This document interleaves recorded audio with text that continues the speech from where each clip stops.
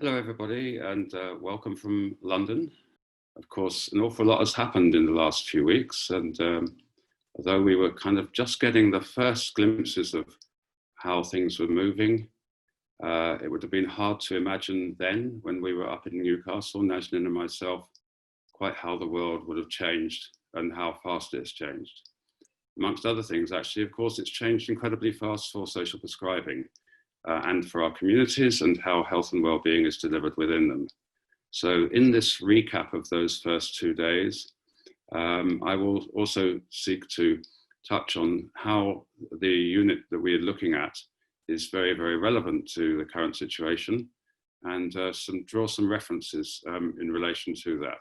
Unit 2 looks at structures and cultures in communities and particularly understanding the composition, the makeup of communities, the demographics, understanding communities in terms of statistics, understanding the infrastructure in communities, and how that all fits together in terms of support networks. That was day 1.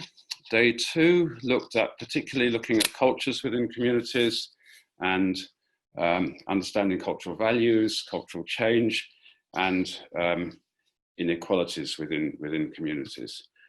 And day 3, we're going to be teaching on Monday. That will be looking at the barriers and benefits to social prescribing communities and the roles and responsibilities of those who are involved in social prescribing within communities.